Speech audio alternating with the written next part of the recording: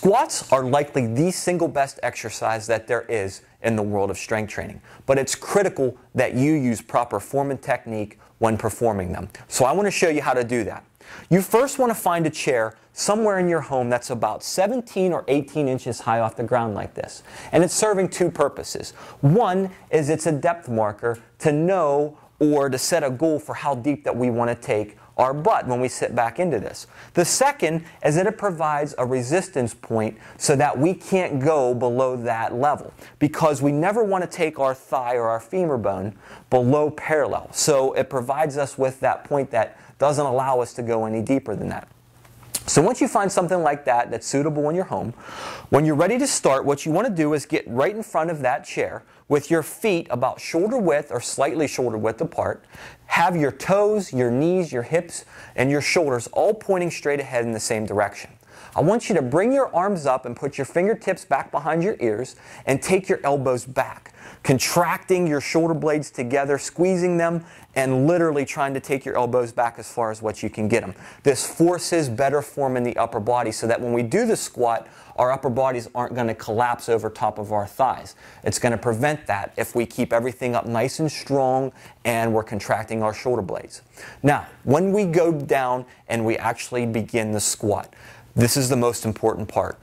Our butt, our hips, should be not going straight down, but going back. So let me show you what that looks like. When we go down, our butts are going back in so that we're landing in the back end of our chair, not the front end. Now, when I do this, I want you to just notice a couple of things. Look where my knees are. They are over top of my ankles.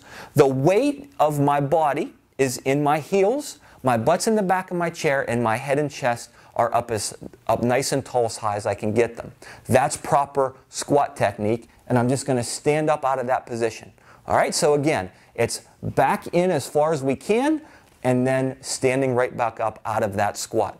How most people do this, and where you can develop a lot of knee pain and discomfort, and it's the absolute worst way to do a squat, is to take your butt straight down to the edge of your chair. Notice where my knee is now. It's way over top of my toe. If I look down, I can't see my toes. Also, look where the weight of my body is. It's out here in my toes. My heel is lifted up, which all are the absolute opposite ways of what is actually considered good squat form. So, again, it's up nice and tall. We want to sit back into the very back edge of our chair. Our weight shifts to our heels, knees over top the ankles, head and chest up high, and we're standing up out of that. Now, squatting is very important to make sure that you're breathing properly. So when you do this, you want to inhale on the way down and exhale on the way up. Inhale on the way down, exhale on the way up. If you do this correctly, you're going to feel this in your thighs, in your hamstrings, in your glutes, and you're going to reap the benefits of that. If you're a beginner, I want to mention this. You don't have to necessarily go down to a depth this low. If you don't feel comfortable doing that or you're not strong enough, simply go down as far as you feel comfortable, but while maintaining good form. So keep your butt going back, shift the weight into your heels, keep your head and chest up tall, and just go down as low as what you comfortably can. You're still going to reap the benefits of the squat, even if you can't go down as low as what I've just showed you. And that's how you do a proper squat.